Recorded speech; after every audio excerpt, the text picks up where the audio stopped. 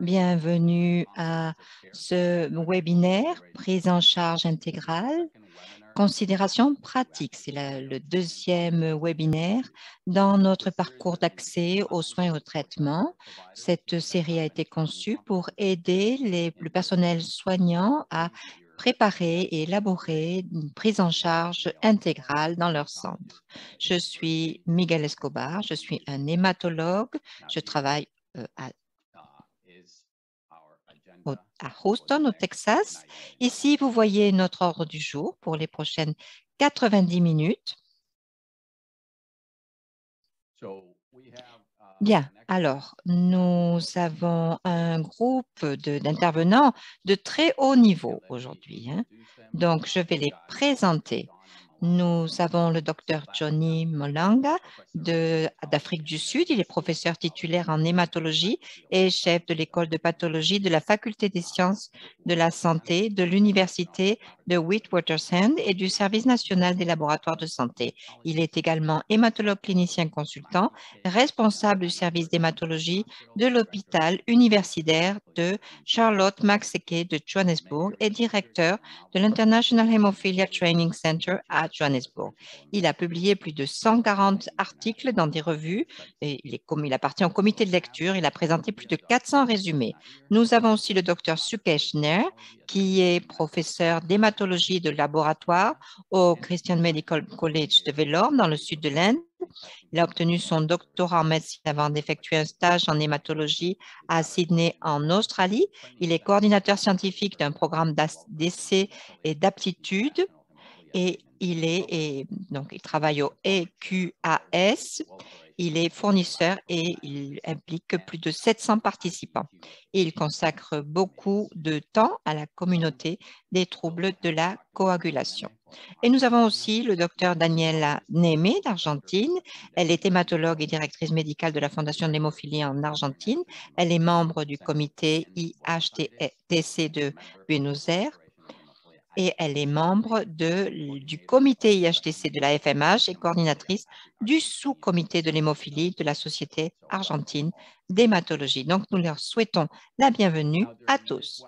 Bien, au cours de ce séminaire, nous avons un service d'interprétation en espagnol, en français, en arabe et en russe. Si vous utilisez un ordinateur ou une tablette, cliquez sur la partie de l'interprétation en bas de votre écran pour sélectionner la langue.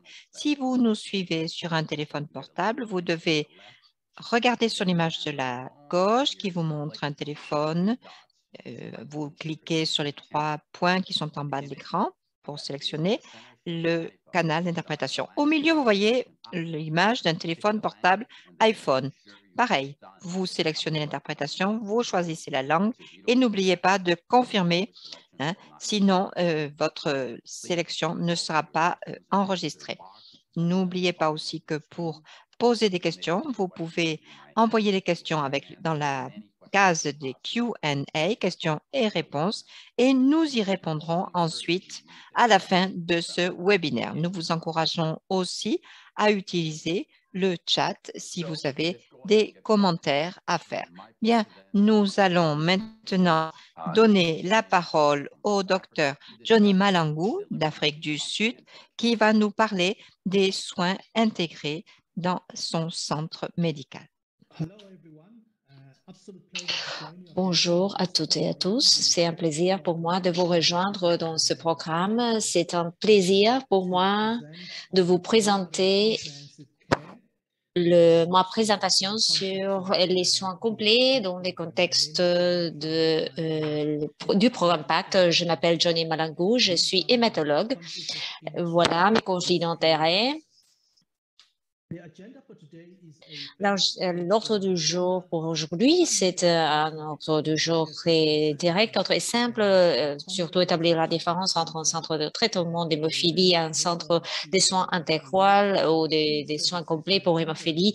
Et puis, la constitution des services est clé dans un centre de soins complets de la part des gens, des professionnels et aussi le rôle des individus au moment de fournir ces services. Puis, je vais ajouter mes conclusions. Je voudrais vous dire que la définition d'un centre des soins complets a existé depuis quelque temps. Initialement, il a été défini comme un centre d'hémophilie. C'est un centre où une des composantes de la fourniture des soins complets se focalise sur l'expertise psychosociale et médicale. C'est quelque chose qui a été défini en 2004 par Evat et al. Ils ont défini que les soins complets sont le suivi en continu de tous les facteurs psychosociaux et médicaux qui affectent la personne atteinte d'hémophilie et sa famille. C'est sur la base de cela que maintenant nous avons des centres, des soins complets parce qu'ils fournissent des soins vraiment intégrés. Au moment de fournir les soins, il y a des services clés que je pense que le centre des soins complets devrait fournir et ces services comprennent le fait que pour faire un diagnostic correct, après, il faut avoir un traitement correct et évidemment, il faut tout le temps prévenir les complications de la maladie ainsi que du traitement. Nous avons noté dans cette présentation que la thématique est la même indépendamment du joueur pour de l'acteur qui travaille dans le centre de soins complets. Mais avant de nous pencher sur les détails de chaque rôle, je voudrais établir une distinction entre un centre de soins complets versus un centre de traitement d'hémophilie. Et ce qui est vraiment, il y a des choses communes entre les deux, bien sûr. Les deux centres de traitement doivent maintenir des registres fiables et précis des patients. Ils doivent aussi fournir aux patients, la famille, les aidants, des éducations postérieures, des éducations, une éducation en continu. Ils doivent soutenir la prophylaxie, surtout à tous les niveaux des soins et aussi les traitements à domicile pour les patients qui sont traités dans les centres. Spécifiquement, les centres de soins complets doivent fournir une série de services qui peut-être ne sont pas disponibles dans les centres d'hémophilie habituels. Ces services comprennent un accès de 24 heures à la thérapie de remplacement, un service des soins cliniques de 24 heures. Cela veut dire que le soignant doit soigner les patients atteints d'hémophilie pendant 24 heures. Aussi des services diagnostiques, des services de laboratoire de 24 heures et aussi des personnels, des spécialistes de 24 heures, y compris les hématologues, les personnels pédiatriques et les infirmiers et spécialistes d'hémophilie qui comprennent comment les soins sont fournis. Les soins spécialisés comprennent parmi d'autres choses, par exemple, les soins d'inhibiteurs pour les patients avec inhibiteurs et aussi la gestion de l'induction de l'intolérance et aussi les autres complications auxquelles les patients peuvent faire face, par exemple, des complications hématologiques, des complications infectieuses et aussi des complications musculo-squelettiques. Ce sont tous des services qui doivent être fournis par les centres des soins complets. Les centres de traitement d'hémophilie habituels peuvent fournir ces services à un degré inférieur, mais on n'espère pas que tous les services soient fournis par les centres habituels de traitement de l'hémophilie. Pour moi, la partie la plus importante dans le centre des soins complets, c'est que tous les autres services offerts par les autres acteurs dans les centres ou les services des soins complets, par exemple les conseils génétiques, l'orthopédie, les spécialistes dentaires, la physiothérapie, les spécialistes des questions psychosociales, par exemple, ce sont des choses qui doivent être fournies dans le contexte d'un centre des soins complets. Et finalement, la provision, la fourniture d'une plateforme de recherche, on ne peut pas tenir compte des soins du patient si on n'a n'a pas une recherche autour de leurs soins. Donc, tous les centres des soins complets doivent entreprendre des activités de recherche sur la base de leurs propres expériences pour qu'ils puissent partager ces expériences avec d'autres centres, d'autres soignants.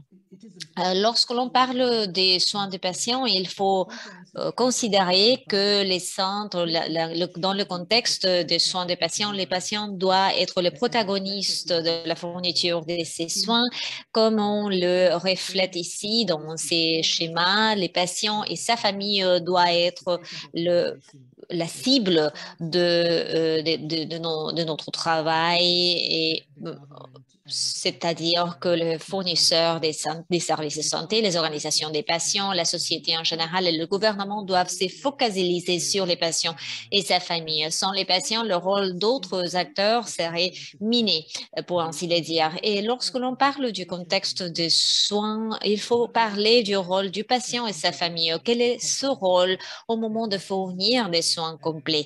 Quel est leur rôle dans les co-fonctions des soins complet. Comme je viens d'expliquer, je pense que le rôle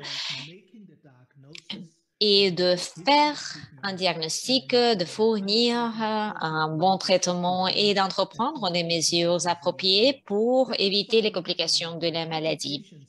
Penchons-nous sur ces questions. Donc, au moment de la diagnostic, les patients font le diagnostic de leur saignement en identifiant les symptômes de ces saignements à travers la reconnaissance précoce de ces saignements et à travers l'établissement des mesures appropriées.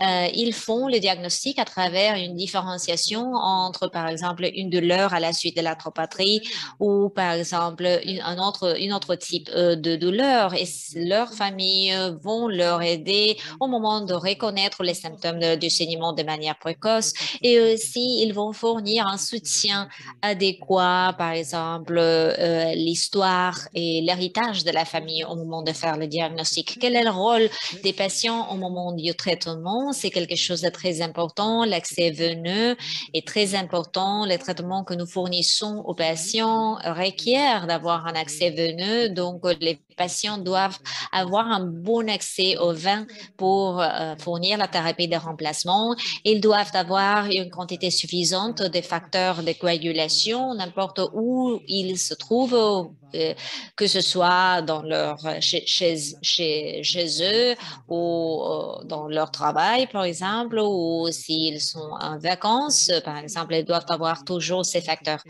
Il faut reconnaître aussi l'importance du traitement précoce des saignements parce que si on laisse les saignements continuer, les complications peuvent se présenter assez rapidement. La famille peut contribuer à travers, par exemple, leur aide avec la thérapie intraveineuse et il faut avoir aussi une quantité suffisante de concentré des facteurs pour les patients atteints d'hémophilie et c'est quelque chose que la famille peut considérer aussi.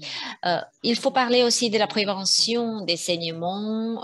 Ça fait partie du rôle des centres de soins complets. Bien sûr, cela nous parle de l'adhésion au traitement, par exemple, y compris la prophylaxie. Le fait que les patients ont besoin d'être dans pleine forme pour pouvoir, par exemple, bien répondre au traitement. La gestion du poids est très importante. Nous vivons pendant une ère où les patients vivent pendant plusieurs années, donc ils doivent être en condition pour lutter contre tous les troubles qui se présentent avec l'âge avancé. Et il faut prévenir les traumatismes aussi. Il faut prévenir les saignements, donc les risques des blessures. Le rôle de la famille à cet égard, c'est d'encourager l'accomplissement des mesures de prophylaxie et s'assurer que la famille, bien sûr, participe à tout cela. Tout, ce, tout cela doit être mis dans le contexte des résultats que l'on attend de la part dans le contexte de soins complets. Si on fournit des soins en termes des objectifs qui ont été déterminés, notre cible est de préserver la structure et la fonction articulaire. Nous devons réduire et prévenir l'hémophilie, les épisodes d'hémophilie et bien sûr les complications liées au traitement et la morbidité et la mortalité qui sont liées à tout cela. Nous devons aussi optimiser la qualité de vie des patients pour qu'ils puissent accomplir les besoins personnels et sociaux et leurs obligations aussi. Voilà nos cibles, nos objectifs. Les patients ont besoin de l'aide des fournisseurs de soins de santé et les acteurs, les soignants sont très divers. Dans le cas des patients atteints de l'hémophilie, par exemple, il y a des hématologues, des psychologues, des pédiatriciens et aussi des spécialistes de l'hémophilie, des experts en sciences sociales, des psychologues, des experts musculo-squelettiques, les généticiens et les spécialistes des laboratoires. Ce sont tout simplement quelques exemples. Pendant ma présentation, par souci de temps, je ne peux pas décrire les responsabilités de chacun de ces spécialistes au moment de fournir des soins complets. Je vais prendre quelques exemples, tout simplement. Je vais parler du rôle de l'hématologue, l'infirmier d'hémophilie et les spécialistes de laboratoire et je vais décrire les résultats que j'attends de la part d'eux. Commençons avec le rôle de l'hématologue. L'hématologue a plusieurs rôles à jouer. Euh, il y a des responsabilités et des rôles à jouer de la part de l'hématologue au moment des soins complets. Ils sont responsables de faire un diagnostic précis. Le mot précis est très important ici. Ils doivent considérer l'histoire, les antécédents familiaux, la présentation clinique du patient, une bonne recherche clinique pour déterminer le niveau de facteurs du patient. L'hématologue est responsable de guider les traitements des patients. Ils sont responsables d'évaluer la sécurité, l'efficacité, la pharmacocinétique du traitement. Ils doivent formuler des directives des traitements. Ils sont aussi responsables de rédiger des protocoles de traitement et dans plusieurs instances, ils sont responsables de introduire des innovations par rapport à la gestion des patients individuels. Ils doivent suivre et traiter les complications. Il y a plusieurs complications associées au traitement des patients atteints d'hémophilie, par exemple les complications immunologiques, musculo-squelettiques, et, par exemple l'arthropathie, c'est l'exemple le plus important, et aussi les complications infectieuses. Heureusement, les infections sont réduites maintenant, par exemple, dans les cas de VIH ou hépatite transmise par les transfusions. Ce sont des choses qui se sont réduites, heureusement.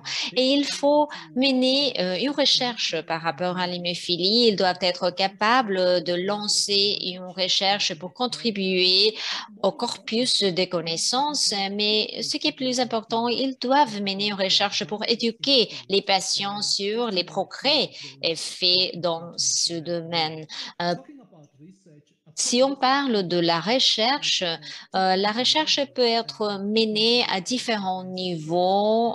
Dans le cas des soins complets, bien sûr, nous avons la recherche la plus crédible, c'est l'essai contrôlé randomisé. Pas tout le monde peut y participer. Il y a d'autres personnes qui peuvent mener des études observationnelles, des études descriptives et bien sûr des études d'écale. C'est-à-dire qu'il y a une opportunité indépendamment de l'expertise dans le contexte où on se trouve de participer en quelque sorte de la recherche dans les soins des patients atteints d'hémophilie pour fournir un soin complet. Je vais passer maintenant au rôle de l'infirmier d'hémophilie. Le rôle de l'infirmier est pivotal et clé au moment de fournir un soin complet. Le rôle de l'infirmier est défini comme CARE. CARE représente compétences cliniques, plaidoyer, recherche et éducation. C'est ça que cette sigle représente. Cela forme un continuum. Si on considère les soins cliniques, l'infirmier d'hémophilie est responsable d'enseigner aux patients comment faire un accès veineux de faire un traitement des saignements, identifier les urgences et la thérapie à domicile. Donc voilà le rôle tellement important de l'infirmier d'hémophilie. L'infirmier est également responsable de mener des plaidoyers. Cela comprend, par exemple, établir des liaisons avec les endroits de travail et l'école, parler aux acteurs qui peut-être ne comprennent pas l'hémophilie. Il faut parler aussi des bénéfices sociaux et aussi conduire des programmes de sensibilisation et faire partie de l'équipe multidisciplinaire. Donc, ils doivent aussi communiquer avec le coordinateur de l'équipe multidisciplinaire pour fournir les soins complets. Le rôle de l'éducation est extrêmement important lorsque l'on parle de l'infirmier d'hémophilie. Il faut éduquer les patients d'hémophiles, leurs familles, leurs aidants, les fournisseurs de santé et les bailleurs. Quand j'ai commencé à travailler avec les patients atteints d'hémophilie, j'ai beaucoup appris de la part des infirmiers d'hémophilie. Il y avait deux infirmières qui étaient comme mes enseignants à ce moment-là. Et aussi, à part le soin clinique, le plaidoyer, l'éducation, les infirmiers peuvent mener leur programme de recherche. Mon programme de recherche a toujours été soutenu par les infirmiers d'hémophilie. Les infirmiers sont responsables de sensibiliser les patients autour de la recherche qui s'est faite autour de l'hémophilie, participer dans la récolte des données, participer à l'analyse de ces données et entreprendre leur propre projet de recherche. Donc voilà le rôle critique des infirmiers d'hémophilie au moment de fournir des soins complets. Finalement, je voudrais parler du rôle du spécialiste du laboratoire.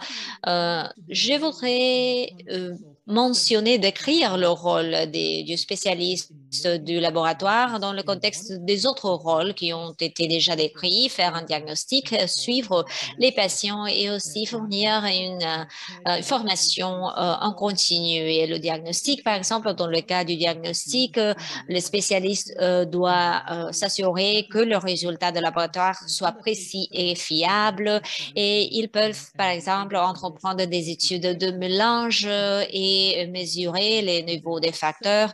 Et ce sont des services qui se fournissent 24 heures, pendant 24 heures. Et si on pense du suivi de la maladie et du suivi du traitement, le laboratoire joue un rôle très important au moment d'analyser la pharmacocinétique. Aussi, ils participent aux essais d'inhibiteurs, les études des mélanges et ils doivent s'assurer que la performance des laboratoires est selon les standards internationaux. Donc, ils participent au programme externe d'assurance qualité. Ils sont aussi responsables de la formation continue. Dans notre centre, nous envoyons notre personnel technique, aux cours et aux ateliers pour qu'ils puissent continuer leur formation partout dans le monde, pour qu'ils puissent revenir avec l'ensemble des compétences dont on a besoin pour fournir un soin complet aux patients. Nous formons les étudiants de médecine aussi et nous entraînons les personnels techniques sur les études les plus nouveaux dans le contexte des soins d'hémophilie. C'était le laboratoire, en fait, qui a conduit ce programme. Donc, pour résumer, pour les soins complets, c'est important il est important de différencier entre le rôle du centre des soins complets comme quelque chose de bien différencié du centre traditionnel des traitements d'hémophilie. J'ai mentionné le rôle et responsabilité pour la mise en place d'un programme de soins complets pour l'hémophilie et ces rôles n'ont pas changé depuis quelques décennies. Ils comprennent le fait que tous les acteurs doivent faire un diagnostic, doivent être en mesure de traiter les patients et de suivre les complications du traitement et de la maladie. Le rôle critique au moment de fournir les soins complets comprennent le patient, l'infirmier d'hémophilie, l'hématologue et le laboratoire. Et ils doivent s'unir pour fournir fournir ces soins. Donc, merci beaucoup de votre attention et j'ai hâte de participer à la séance de questions-réponses. Merci, Johnny, pour cette présentation très détaillée. Je voudrais tout simplement rappeler les participants que vous pouvez mettre vos questions dans la boîte de discussion maintenant. J'ai le plaisir d'introduire le docteur Naïr qui va parler des services diagnostiques au centre de traitement. Bonjour, bonsoir, bonsoir à tous. Bienvenue à cette séance du parcours d'accès aux soins et aux traitements. Je vais vous parler du diagnostic dans le laboratoire. Je n'ai pas de conflit d'intérêt. Nous allons commencer ce parcours par un patient qui est venu nous voir, un petit garçon de 7 ans qui avait des saignements sans contrôle après un accident de la route. Il avait été opéré. Il est allé à l'hôpital parce que son concentré de facteurs était terminé. Il n'avait plus de stock. Ce patient avait des saignements et des gonflements réguliers sans coloration. Il avait depuis l'âge de 2 ans des symptômes et il a une histoire de douleur de genoux, de gonflement de genoux et de problèmes. Il boite. Sa mère de 25 ans a dit qu'elle a facilement des bleus et qu'elle a des saignements dans la bouche, mais personne dans la famille n'a de problème de saignement. Son père a 70 ans et il n'a pas eu de problème jusqu'à maintenant. Alors, voyons un petit peu maintenant le dépistage, les tests de dépistage que nous avons fait pour les saignements. Nous avons fait le taux plaquettaire, le temps de saignement, l'activité de temps de prothrombine. Nous avons donc couvert tout cela et nous avons bien sûr étudié le temps pour la formation du caillot. Le temps de prothrombine était de 10,5, le APTT de 92 secondes, ce qui est aussi normal. Donc, on a un APTT prolongé et cela nous amène à faire d'autres tests. Nous avons fait des tests d'études de mélange avec du plasma normal. Alors, qu'est-ce que c'est que ces tests d'études de mélange? Il vous faut traiter les patients avec des saignements. En général, c'est très utile pour ce type de patient. Il faut mélanger un volume égal de plasma que vous voulez tester avec du plasma de poule normal. Et vous allez faire le test et vous allez le répéter sur le mélange. Si vous avez une correction de temps, une fois que vous avez fait cela, vous avez un déficit de facteurs. Et s'il n'y a pas de correction, à ce moment-là, on a un inhibiteur. Donc, l'explication ici, c'est que si le temps est dû au déficit de facteurs dans le plasma testé, le plasma normal va fournir le facteur déficient et va corriger le temps. Mais s'il y a un inhibiteur, à ce moment-là, le plasma normal va être aussi inhibé. Donc, il faut donc voir cette procédure avec différentes interprétations. Si vous avez un patient qui saigne sur la table d'opération avec un TCA de 65 secondes, si vous faites une correction, vous allez avoir un plasma normal et si vous transférez ce plasma et le défaut de coagulation, le temps sera corrigé et il y aura donc un arrêt de cette hémorragie. Si le temps n'est pas corrigé, à ce moment-là, ce n'est pas intéressant de transfuser du FFP. Et le seul problème avec ces études de mélange, c'est qu'on peut passer à côté d'inhibiteurs de facteur 8 très bas. Alors, il faut faire attention à cela. Bien, pour en revenir donc aux études de mélange, donc nous avons fait une correction. Ici, nous l'avons mélangé avec un plasma normal et nous savons maintenant le déficit de ce patient. Nous savons que ce patient a une hémophilie, mais nous ne savons pas si c'est une hémophilie A ou B. Donc, nous allons créer un système dans notre laboratoire. Nous allons utiliser du plasma adsorbé et du plasma vieilli. Nous allons voir ce qui reste une fois que le plasma est absorbé et il nous reste le facteur 8. Et la même chose pour le sérum vieilli, c'est quelque chose que l'on a en général dans nos laboratoires. Donc, le sang est collecté dans un tube. Dans le temps de coagulation, nous allons utiliser ce sang et ce qui reste va être ce sérum vieilli que vous allez garder pendant 2 jours et vous allez voir ce qui reste de ce sérum sera des facteurs 9, 10, 11 et 12 et vous allez pouvoir utiliser cela. Si vous avez un sérum de 2 jours ou de 3 jours, c'est très utile. Alors, mettons que j'ai un patient avec une hémophilie A. Il a ce plasma. Donc, c'est un plasma qui va avoir un PT normal de 90 secondes et je vais répéter le TCA et je vais mélanger le plasma de ce patient avec un autre plasma.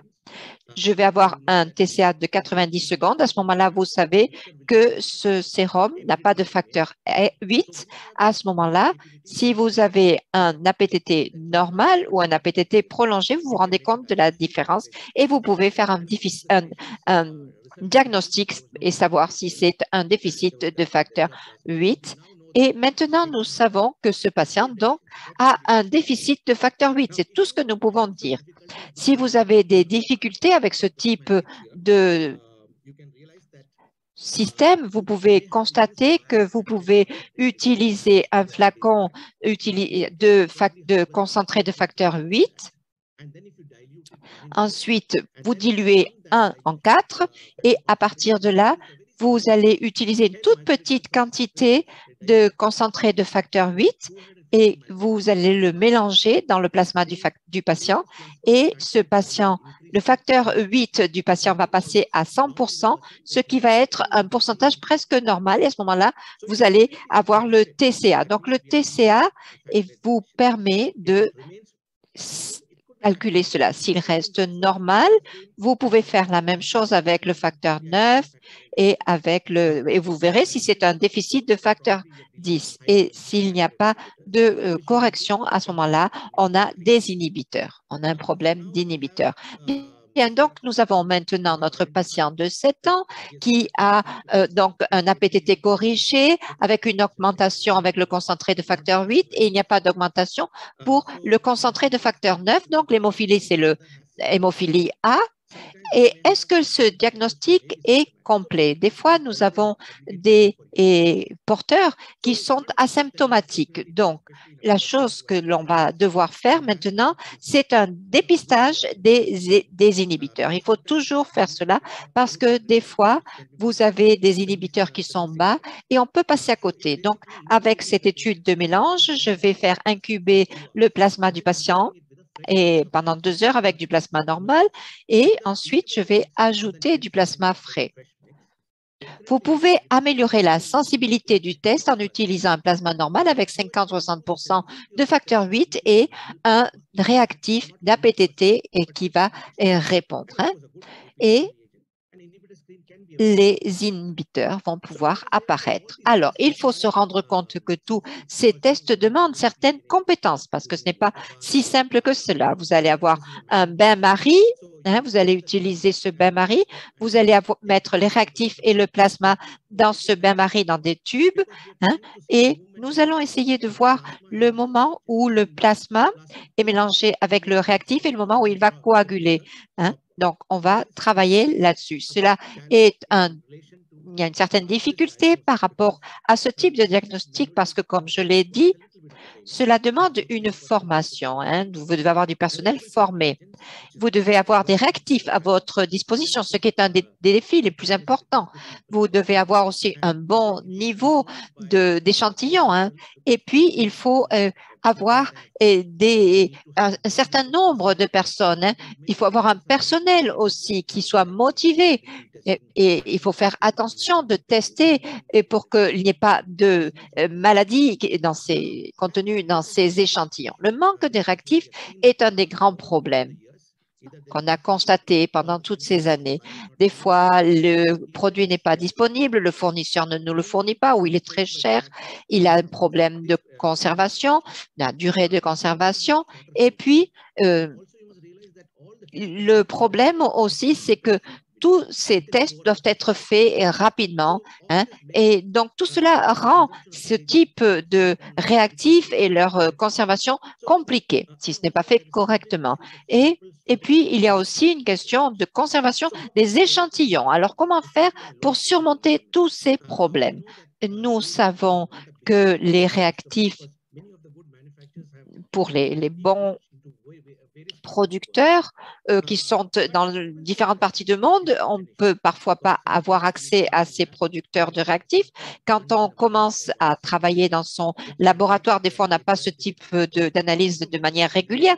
Donc, on n'a pas la possibilité de conserver ces réactifs. Ces réactifs ont un temps de conservation très court en plus. Et donc, au bout de 3 heures, hein, vous pouvez jeter votre réactif. Si vous faites cela de manière manuelle, vous allez l'utiliser une partie seulement et donc vous allez ensuite avoir cet échantillon qui va être stable seulement pendant quelques temps et le reste, vous allez devoir le jeter. Donc, beaucoup de réactifs gaspillés. Alors, comment surmonter ce problème? Eh bien, je vais vous donner quelques conseils et je vais vous expliquer comment minimiser les risques et conserver vos réactifs. Ici, vous voyez un frigidaire. Vous mettez votre réactif dans le frigidaire. Hein, vous retirez seulement une petite partie du réactif dont vous avez besoin et à ce moment-là, vous rangez le reste dans le flacon, dans le frigidaire, et il va pouvoir être conservé pendant 1 an. Hein. Alors, pour l'hémophilie, vous avez besoin de tests comme les réactifs, les solutions, la détection des inhibiteurs, toute une série donc de tests qui sont nécessaires pour ce type de dosage. Vous avez besoin de plasma de référence normale, vous avez besoin de tout cela et que vous pouvez fabriquer dans votre laboratoire si vous avez un patient atteint d'hémophilie sévère et qui accepte de vous donner une petite partie de ce sang que vous avez utilisé pour faire les analyses. Et à ce moment-là, vous pouvez avoir tous ces facteurs. Et à ce moment-là, vous allez avoir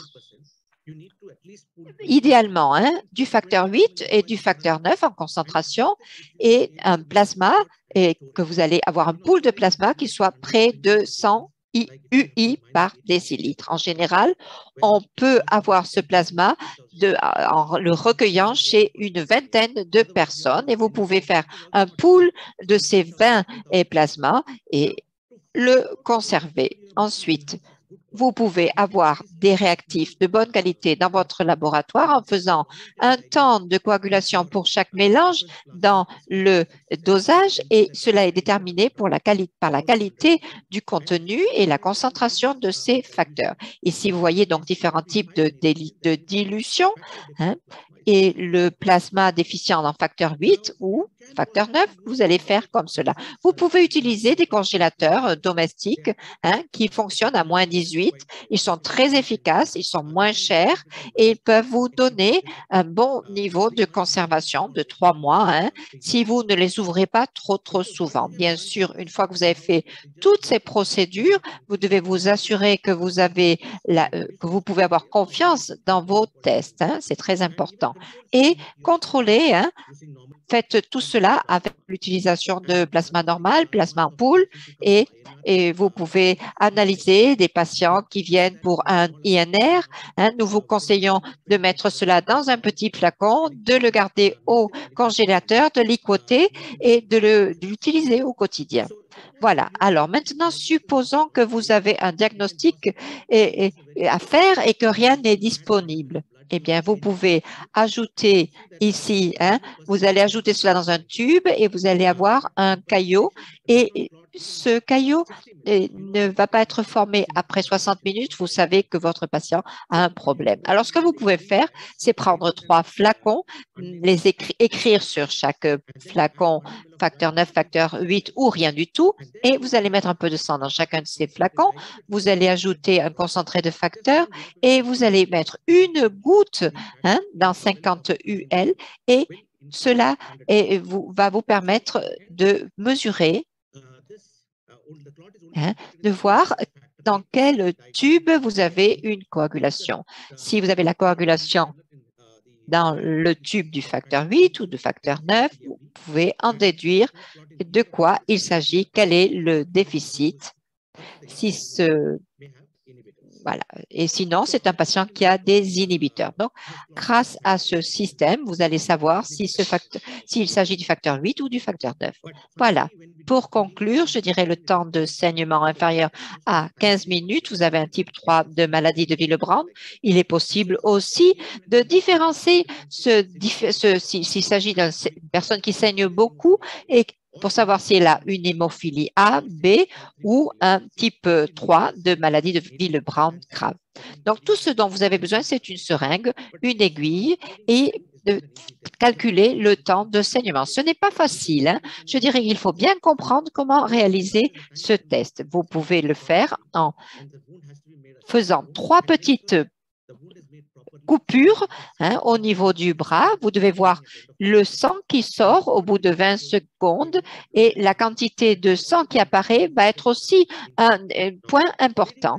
Alors, ce temps de saignement est un bon paramètre pour évaluer les patients qui ont une hémostase primaire et cela vous permet donc d'évaluer tout cela. Alors, voyons un petit peu maintenant le plan d'évaluation de la qualité externe.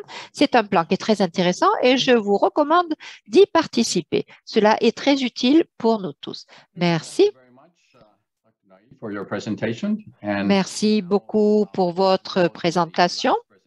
Nous allons maintenant passer à la dernière présentation et nous allons donner la parole à Madame Daniela de l'Argentine.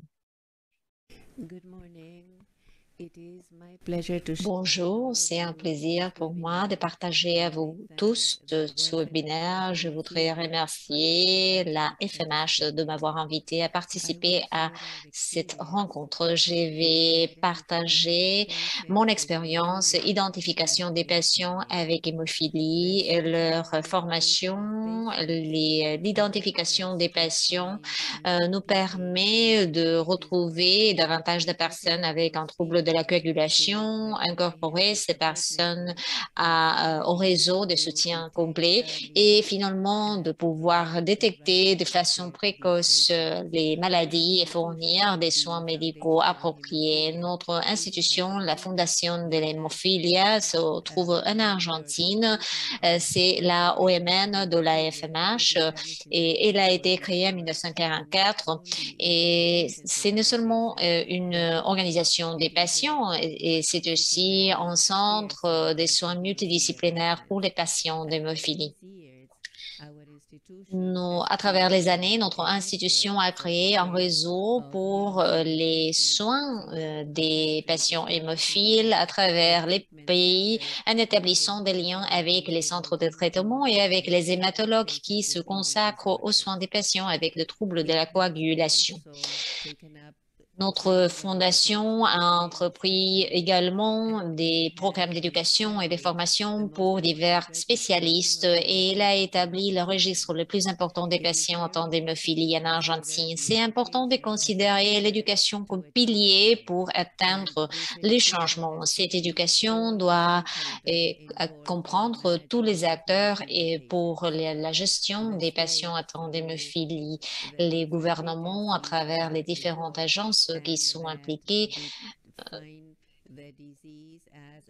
doivent définir la maladie comme politique de santé publique, la relation avec les différents agences de sécurité sociale et avec la société en général, aussi par exemple les contextes de travail, les écoles aussi. Il faut éduquer les professionnels de santé qui sont responsables des soins du patient et finalement il faut éduquer les patients et leurs familles.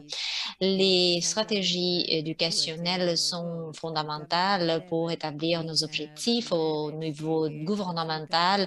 Nous avons une couverture complète de thérapie de remplacement pour les patients. Cela comprend non seulement les concentrés anti-hémophilie, mais aussi les agents bypassants pour les patients avec inhibiteurs.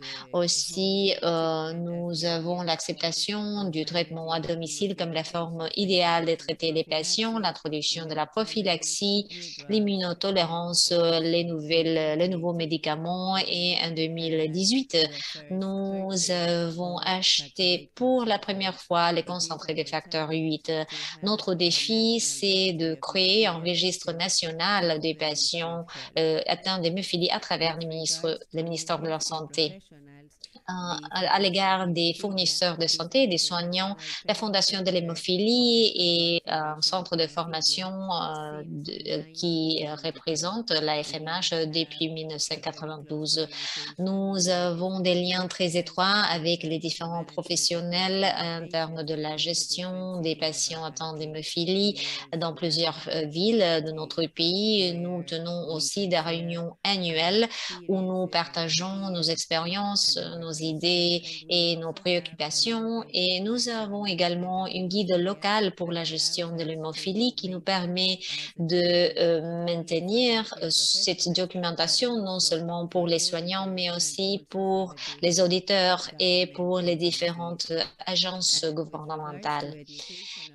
Ce qui concerne l'éducation des patients, familles et la société en général, notre centre a un programme annuel d'ateliers éducationnels, éducatifs qui comprennent toutes les disciplines. Nous avons des ateliers pratiques qui apprennent les patients comment faire les infusions. Ce sont des ateliers ciblés aux familles aussi. Nous tenons des ateliers pour les enseignants qui travaillent dans des écoles où il y a des enfants atteints d'hémophilie, surtout pour accompagner les familles pendant leur premier pas après le diagnostic d'un enfant avec hémophilie. Nous tenons des ateliers pour les porteurs, des ateliers pour la recherche de postes de travail, aussi des ateliers sur les droits des patients, l'accès au traitement. Nous avons une bibliothèque de jeux pour les enfants. Nous organisons différentes activités éducatives dans plusieurs villes de notre pays. Nous avons des matériaux éducatifs imprimés, un papier et d'autres activités. Comment est-ce que nous communiquons avec le patient? Nous le faisons à travers une magazine publié au niveau national. Nous publions les papers d'intérêt, aussi les activités sociales qui se tiennent dans les différentes villes, partout dans les pays. Nous avons un site Internet, nous sommes présents aussi dans tous les réseaux sociaux et c'est à travers ces réseaux où nous invitons les patients pour qu'ils se registrent dans notre centre. Par rapport à l'identification des patients, c'est fondamental d'avoir une stratégie pour avoir un arbre généalogique au moment qu'un membre de la famille est diagnostiqué avec un trouble de la coagulation. Pourquoi est-ce que c'est important? C'est important d'établir cela pour diagnostiquer les familles en général, parce que peut-être que le patient n'est pas encore diagnostiqué, peut-être qu'il y a des membres de la famille qui sont asymptomatiques ou des symptômes ou qui ont des symptômes très faibles. C'est utile aussi pour identifier les porteurs et les porteuses. C'est important de considérer que l'identification des porteurs, des membres de la famille avec la maladie va nous aider à prévenir les hémorragies, fournir des conseils génétiques et aussi pour la gestion périnatale et un diagnostic précoce dans les cas d'un nouveau-né avec hémophilie. Deuxièmement, le diagnostic de mères porteuses ou des femmes porteuses peut être fait à travers l'arbre généalogique et on peut leur demander, par exemple, sur leurs frères, leurs sœurs ou leurs filles, et il faut les amener au bureau, à notre centre. Il faut mener des mécanismes comme les ateliers et la présence en réseaux sociaux pour inviter toutes les composantes de la famille pour qu'ils fassent un dépistage. Finalement, je voudrais souligner quelques points clés et fournir quelques conseils. Il faut savoir que l'organisation des patients est fondamentale pour avoir un soutien réciproque pour que les patients apprennent sur les maladies, sur la prévention et les traitements, et aussi pour créer du changement par rapport au parcours de la maladie. Il faut il faut que les patients s'y engagent, il faut qu'ils soient proactifs dans le cadre de cette organisation. Le meilleur traitement pour un patient, c'est le traitement que le patient reçoit dans un centre de traitement. Et il faut aussi considérer l'importance de la politique de santé publique. Nous devons encourager les patients à s'engager au sein de ces organisations, d'établir des objectifs à court, moyen et long terme. Et aussi, nous devons les encourager à établir des pas spécifiques pour accomplir chacun des objectifs. Il ne faut pas oublier l'importance de l'éducation. L'éducation est fondamentale pour tous les acteurs au moment de gérer les patients atteints d'hémophilie. Merci beaucoup, Dr. Nemé. Et je pense que nous avons vu trois présentations vraiment excellentes qui illustrent des points très importants qui sont liés aux soins complets des patients. Maintenant, je voudrais obtenir quelques considérations additionnelles pour les soins et pour la fourniture des traitements. Nous savons que les centres des traitements d'hémophilie et les réseaux régionaux et nationaux, là où ils se trouvent, fournissent ce que nous appelons en soins intégrés et centrés sur les patients. C'est ça qui va réduire la morbidité et la mortalité, et aussi les coûts des traitements. En même temps, c'est un soin qui va promouvoir une vie plus longue, plus pleine. Depuis les derniers 40 ans, les centres de traitement d'hémophilie ont émergé comme des centres multidisciplinaires et spécialisés qui ont une expertise unique pour répondre aux besoins psychosociaux, physiques et émotionnels des patients. Les résultats sont atteints en utilisant une équipe multidisciplinaire, un modèle multidisciplinaire. Nous savons que c'est un modèle qui marche très bien. Spécifiquement, les centres ont des services exhaustifs, des diagnostics et des traitements, comme nous venons de voir, la prévention, l'éducation, les conseils, la gestion des cas, la coordination des cas, la sensibilisation, la recherche et le suivi. Les patients atteints d'hémophilie qui arrivent à un âge plus avancé, depuis les derniers 20 ans, nous avons vu que la vie des patients s'est allongée. Par exemple, aujourd'hui, un patient atteint d'hémophilie peut vivre de la même manière et pendant la même quantité d'années qu'un patient, qu'une personne normale. Nous fournissons des services à une population de plus en plus diverse. En 2090 et en 2010, par exemple, si on considère les statistiques, la quantité de femmes qui ont été traitées s'est accrue de 350%.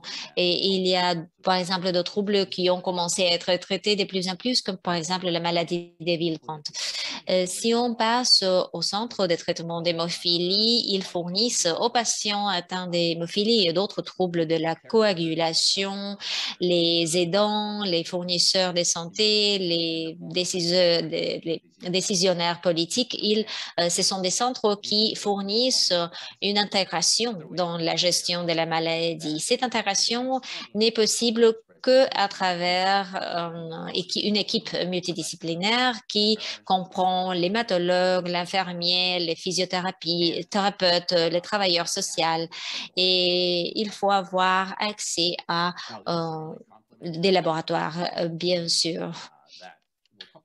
Donc, il y a aussi une équipe répandue, composée par des professionnels, comme par exemple les chirurgiens orthopédiques, les conseillers génétiques, c'est-à-dire n'importe quel autre membre de l'équipe que l'on considère comme important pour les soins de ces patients.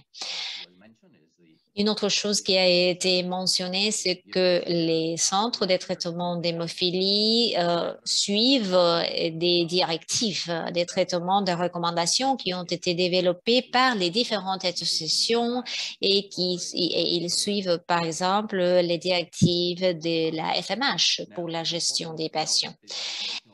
C'est important de savoir que ces centres de traitement d'hémophilie vont répondre aux besoins des patients à tous les moments et nous devons résoudre les brèches dans les soins. C'est ça notre mission et nous devons détecter des opportunités autour de ces brèches, ces lacunes.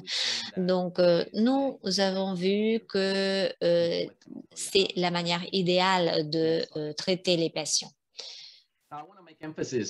Je voudrais souligner que dans le cadre de la coordination des soins, je voudrais souligner les systèmes d'adressage. Je comprends que dans chaque pays, chaque institution va avoir différentes manières de faire ces adressages sur la manière où les patients sont envoyés à différentes institutions. Mais je pense que c'est très important de pouvoir développer un réseau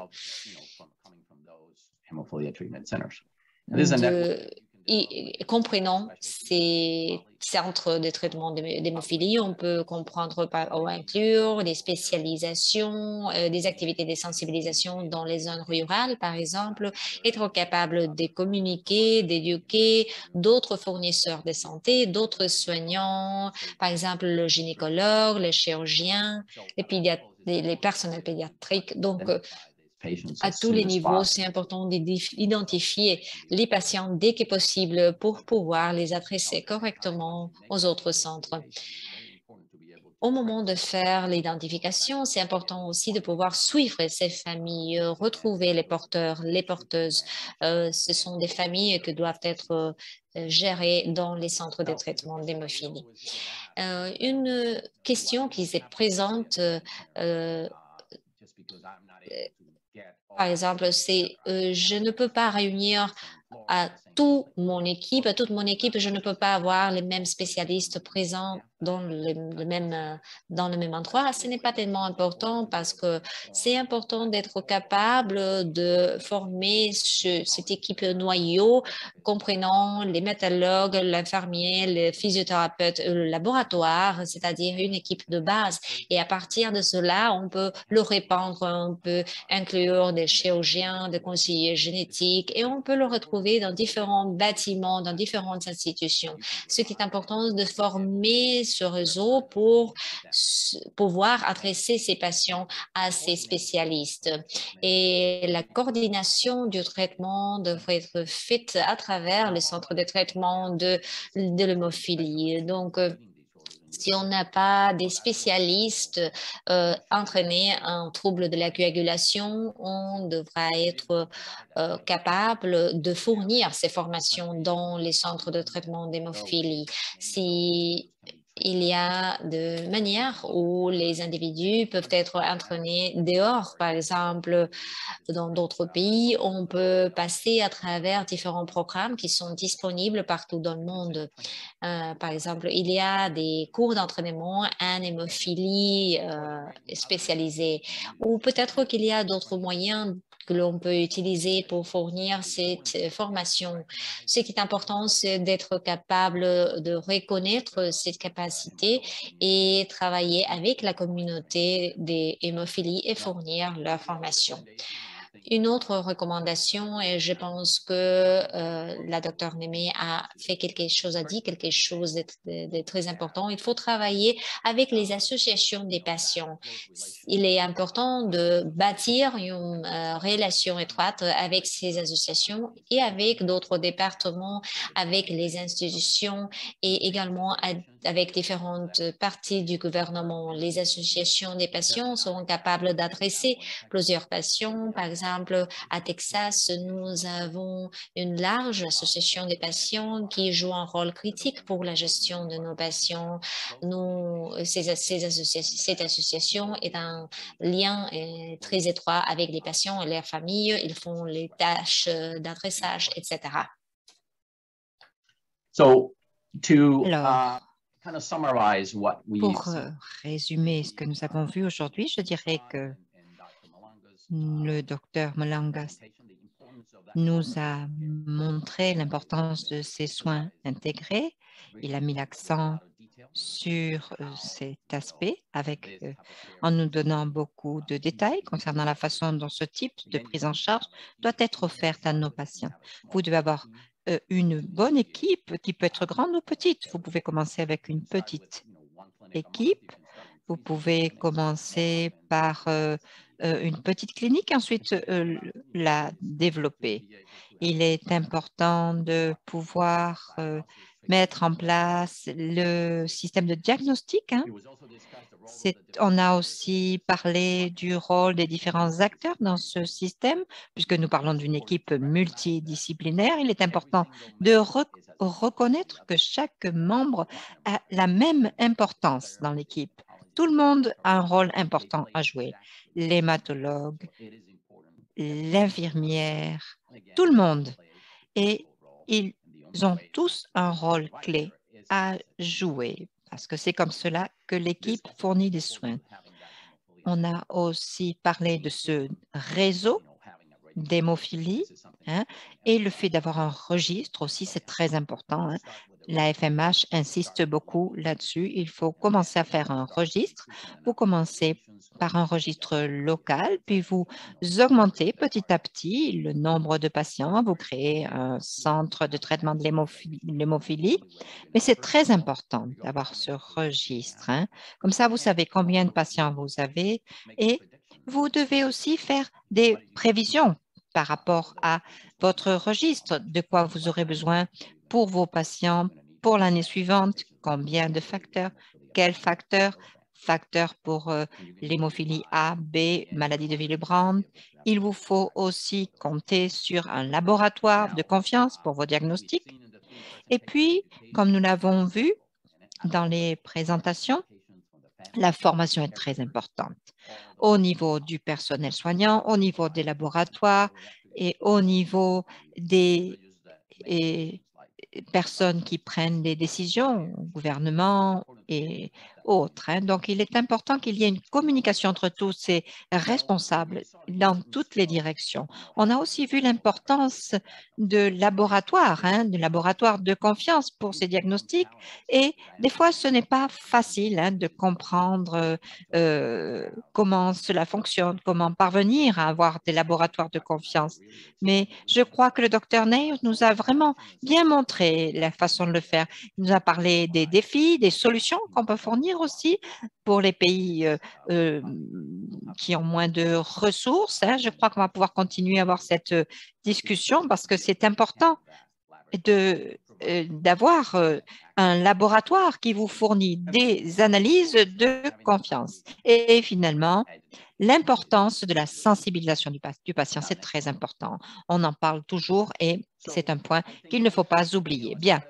Donc, je dirais que dans le cadre de ces soins intégrés, comment mettre en œuvre ces soins? Alors, il faut identifier les membres qui sont intéressés, qui sont concernés dans ce domaine. Il faut former une équipe multidisciplinaire de spécialistes.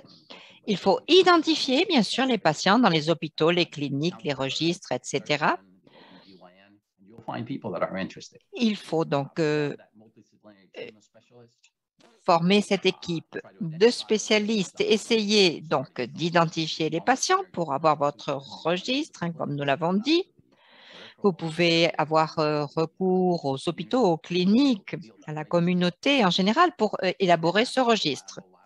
Ensuite, on a dit donc qu'il fallait avoir un laboratoire de confiance pour votre diagnostic. Élaborer des lignes directives aussi, c'est très important. Ce sont des ressources qui peuvent être très utiles. Fournir donc des lignes directives et fournir un traitement pour tous. Voilà. Bien. Donc, j'encourage tout le monde maintenant à regarder les lignes directives que nous avons élaborées au niveau de la FMH. Il s'agit de la 3e édition que vous trouverez sur le site Internet de la FMH. Elles sont très détaillées, ces lignes directives. Elles vont vous permettre de mieux comprendre comment tout cela fonctionne. Vous le trouverez dans différentes langues, c'est gratuit et vous pouvez le télécharger. Je crois que cela est très utile pour ensuite mettre en place vos propres lignes directives dans votre pays. Voilà. Bien, je crois que maintenant, nous allons passer aux questions et aux réponses directement. Nous en avons reçu déjà plusieurs. Donc, je vais vous demander, lorsque vous prenez la parole, d'allumer votre caméra. Et je vais commencer par lire certaines des questions que nous avons déjà reçues. Alors, la première question que nous avons, c'est une question qui vient d'un de nos participants et il demande si le personnel soignant doit collaborer avec l'hématologue et le reste de l'équipe pour éviter les problèmes d'addiction aux drogues. Nous allons donner la parole au docteur Malangou.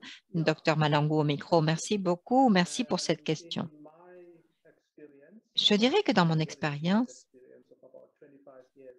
j'ai une expérience de 25 ans chez les patients atteints d'hémophilie et je dois dire, je ne pense pas que le problème de drogue soit un problème chez les hémophiles. Et je dirais que par rapport à d'autres maladies, ce n'est pas vraiment le cas. Donc, premier point que je voudrais indiquer, il n'y a aucune raison pour laquelle on ne devrait pas offrir des soins intégrés. Il faut quand même faire attention parce que si vous avez des spécialistes comme par exemple en soins palliatifs, il y a des indications psychosociales qui montrent que l'hémophilie est une maladie et pour laquelle en général on a besoin de soins de fin de vie. Et ce n'est pas vraiment le cas. Je dirais que nous avons des patients qui ont une survie par rapport à leur maladie de l'hémophilie,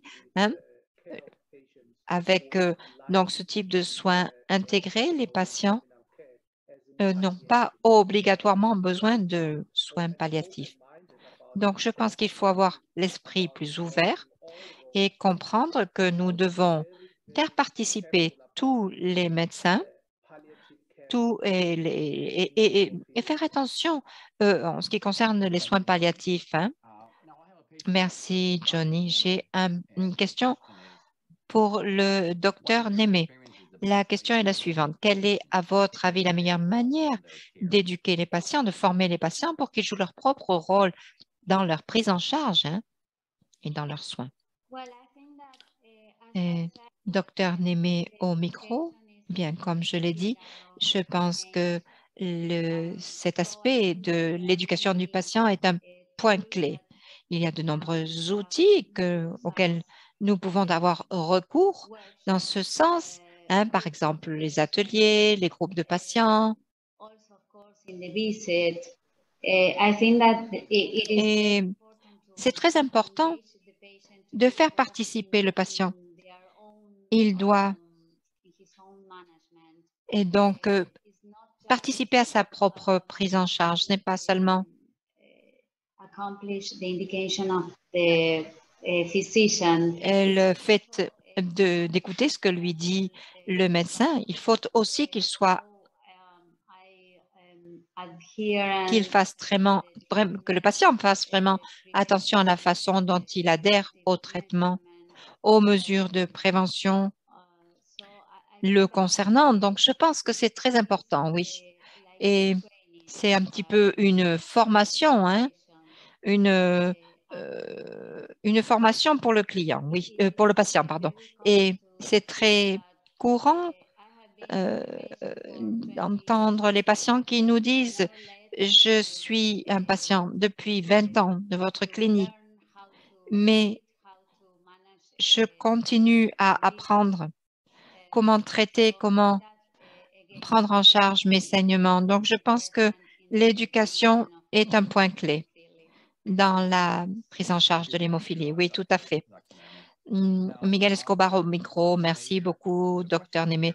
Docteur Nahir, il y a une question ici qui se base sur une des techniques que vous nous avez montrées dans votre présentation. Et la question est, est-ce qu'on peut utiliser le sang avec une goutte de facteur 8 ou de facteur 9 pour faire ces diagnostics dont vous nous avez parlé? Ou docteur Nair au micro, oui, vous pouvez le faire. Il faut faire attention quand vous prenez un échantillon, surtout s'il s'agit d'une personne qui a des problèmes de saignement, et le concentré de facteur peut être utilisé en général. On a des échantillons et de facteurs qui restent dans nos laboratoires qui peuvent être utilisés. Il y a une autre question pour le docteur Malanga. On lui dit merci beaucoup de nous parler du rôle des patients et de leur famille, votre expérience concernant la participation des familles à ce processus.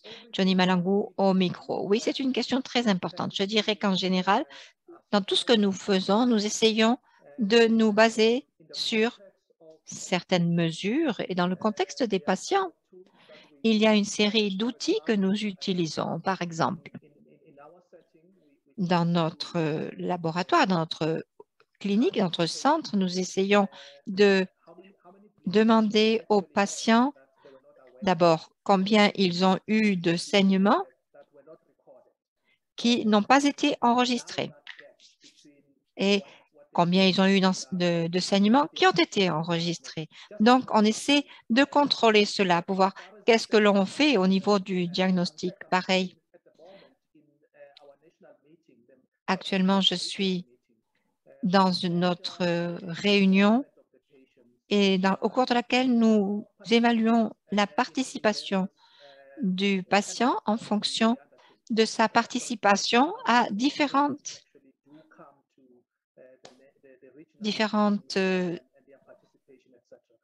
réunions pour savoir combien de patients viennent aux différentes réunions et nous mesurons la mesure dans le niveau de prise en charge et le niveau de participation de nos clients. Miguel Escobar au micro.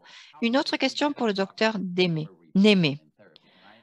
Au niveau des thérapies de remplacement, je sais que ça change en fonction des gouvernements, mais est-ce que vous pouvez nous dire un petit peu comment vous avez fait pour obtenir la prise en charge de la part du gouvernement des thérapies de remplacement en Argentine? Et docteur Némé au micro. Nous avons beaucoup travaillé avec le ministère de la Santé pour introduire les concentrés dans le programme de médicaments gratuits, fournis gratuitement, comme ou couverts par la sécurité, par la couverture médicale, comme les médicaments du cancer, de façon à ce que ces médicaments soient gratuits pour les patients. Miguel Escobar au micro. Merci beaucoup, Daniela. Une question maintenant pour le docteur Nahir. D'après ce que j'ai compris, vous avez des problèmes parfois concernant l'envoi dans votre pays de réactifs. Que faites-vous lorsque, par exemple, vous constatez que la chaîne du froid a été interrompue? Qu'est-ce que vous faites dans votre institution? Docteur Nahir au micro. Oui, c'est un problème. Par exemple, lorsque j'ai fait des ateliers en Inde, je me suis rendu compte que nous avions ce type de problème pour les réactifs et que les réactifs de TCA, parfois, n'étaient pas utilisables à cause de ce problème. Donc, j'ai demandé aux fabricants d'expédier le réactif en fonction de ces critères. Et en général, cela a bien marché. Donc, critères de conservation. Donc, il est important que pendant le transport et pendant la conservation à la conservation à la douane, hein, les produits soient conservés à la température adéquate. Donc, ce sont des conditions sur lesquelles on peut avoir un certain contrôle. Donc, la chaîne de froid doit être maintenue pendant tout le transport de ces réactifs jusqu'à ce qu'ils arrivent au laboratoire. Un autre exemple, si le flacon a passé pratiquement tout le temps à l'intérieur du frigidaire et non pas à l'extérieur du frigidaire, il va se conserver pendant presque un an au lieu d'une semaine, hein. La raison de cela, c'est que on contrôle la condition de notre échantillon et cela, les laboratoires peuvent le faire. Et donc, les fabricants fournissent ce type de contrôle, mais il faut aussi que cela soit fait pendant le transport de l'échantillon. Miguel Escobar au micro, oui, je crois que c'est très important. Vous avez montré que les laboratoires peuvent économiser beaucoup d'argent en utilisant les petits systèmes, les conseils que vous avez donnés. Donc, ce sont de très bons conseils. Nous vous remercions. Johnny, vous avez parlé du modèle global, hein, de modèle intégré de prise en charge dans un centre de traitement de l'hémophilie. Qu'est-ce que vous recommandez pour avoir ce type de traitement intégré? Docteur Malangou au micro, je pense que tout dépend de l'endroit où vous vous trouvez, hein. D'abord, je priorise en général des services 24 heures sur 24, 7 jours sur 7, parce que cela permet d'assurer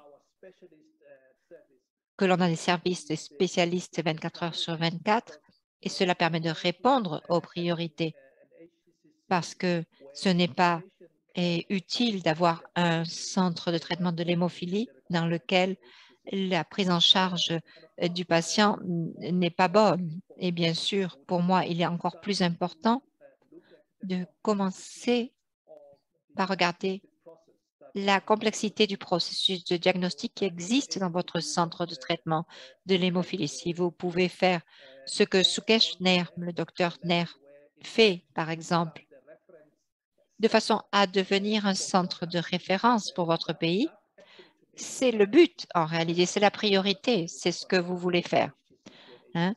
Donc, devenir un centre de traitement de l'hémophilie qui soit un modèle dans votre pays. Miguel Escobar au micro, oui, je crois que vous avez montré ici l'importance du laboratoire. Si on n'a pas un bon diagnostic au niveau du laboratoire, on ne peut pas faire de prédiction, on ne peut pas traiter les patients de manière adéquate. Donc, je crois que cet aspect est très important lorsque vous voulez avoir au moins un centre de traitement de l'hémophilie dans un pays. Il faut avoir au moins un laboratoire de confiance. C'est très important, très, très important, oui. Bien, il y a une autre question concernant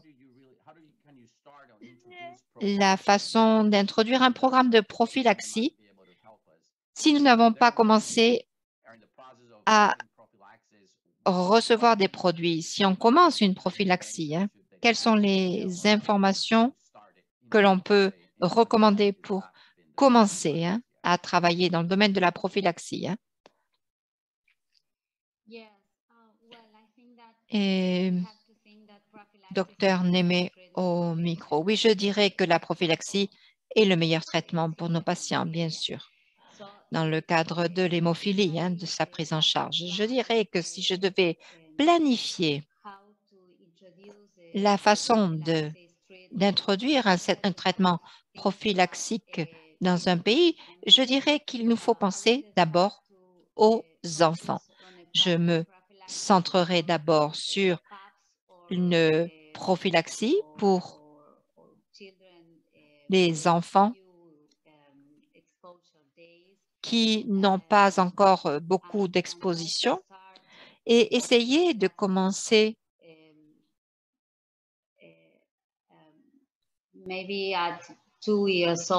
un traitement de prophylaxie à l'âge de 2 ou de 3 ans. Et Si cela n'est pas possible,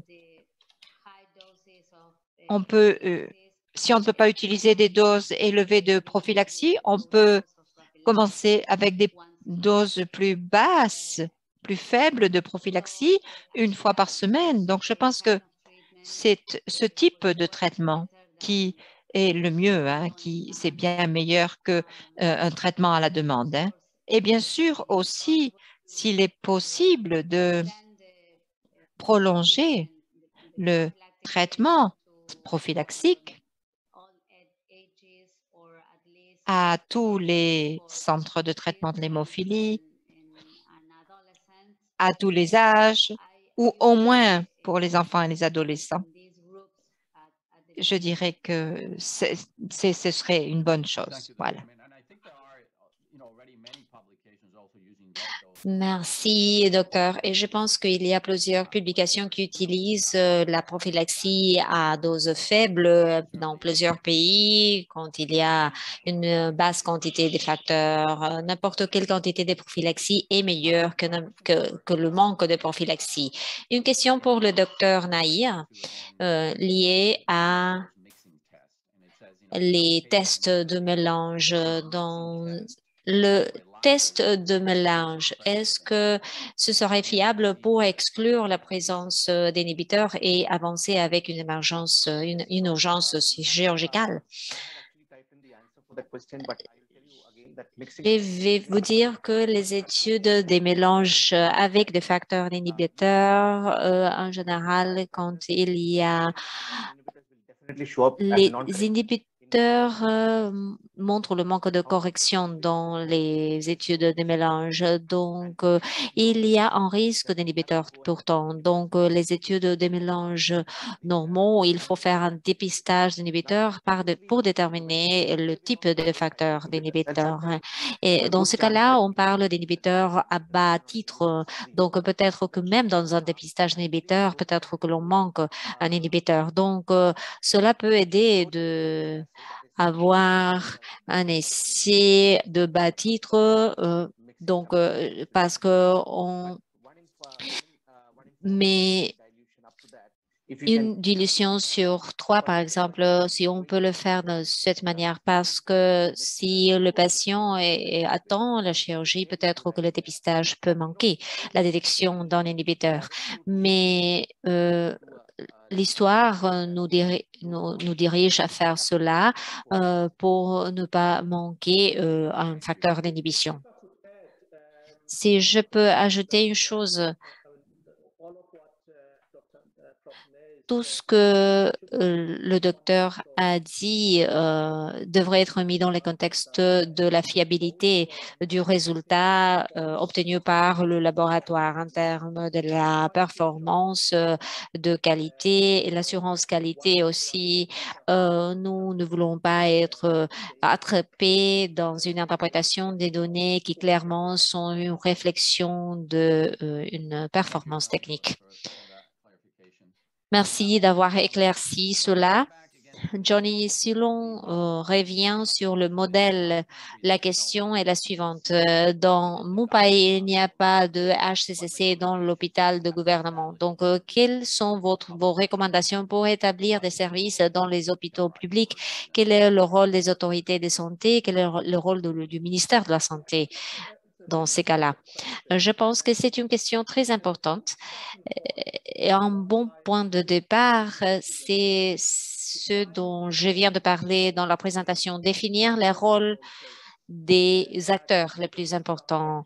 Je vous ai donné quelques références que nous utilisons tout le temps dans notre centre, c'est-à-dire définir le rôle de l'hématologue, de l'infirmier d'hémophilie, le physiothérapeute, par exemple, n'importe qui est dans les centres. Une fois que le rôle ont été bien définis, le pas prochain, c'est de les permettre de prendre le prochain pas. Donc, si mon rôle est le diagnostic, je devrais être capable de le faire selon les standards internationaux. Si mon rôle, c'est d'être un infirmier d'hémophilie, mon rôle sera d'apprendre les familles, leurs amis sur la maladie. Je devrais être en mesure d'avoir les ressources pour le faire. Les ressources sont disponibles de la part de la FMH et d'autres centres. Une fois que cela est établi, on a défini les individus, leur rôle et les ressources, on peut commencer à convaincre les personnes sur la qualité de notre performance. Une fois que les gens ont la sensation qu'on fait quelque chose, mais pas tellement bien, ils vont avoir quelques doutes. Mais si on les adresse avec la confiance que l'on est capable de faire, de mener nos tâches d'une très bonne manière, les gens auront la volonté de s'associer avec nous. Nous menons plusieurs essais cliniques. Nous avons bien établi cela. Par exemple, notre qualité d'essai clinique est très bonne et les gens ont toujours la volonté, le désir de participer à nos essais cliniques et ce sont eux qui se rapprochent de nous et pas l'inverse. Donc, c'est ça la question la plus critique, être le meilleur dans notre tâche et le reste va se présenter après. Une question pour le docteur Nahir. C'est lié aux relations avec les nouveau-nés. Pourquoi pour les nouveau-nés, les PTT prolongés après quelques mois, ces valeurs reviennent au normal? Oui, ils sont prolongés, mais ils ne sont pas anormaux. Parce que la majorité des centres de traitement avec les enfants, ils envoient les résultats. Il faut établir des études spécifiques pour les enfants. Donc, si on utilise des valeurs de référence pour les enfants, ces valeurs ne sont pas anormaux, mais ils sont anormaux si on le compare avec les valeurs de référence utilisées chez les adultes. La raison pour cela, c'est parce que les enfants naissent avec des valeurs de coagulation plus bas et au moment de la naissance, après une semaine, après un mois, les valeurs de référence changent. Donc, c'est important d'interpréter le APTT et le PT des enfants selon leur âge. Donc, les valeurs de référence qu'on doit prendre sont les valeurs pour l'âge. Nous avons un temps pour une dernière question. Je voudrais demander au docteur Némé, dans votre expérience, dans votre centre d'hémophilie, comment est-ce que vous avez réussi à intégrer les patients dans un centre d'hémophilie? Quel type de stratégie est-ce que vous avez utilisé pour amener les patients à votre centre?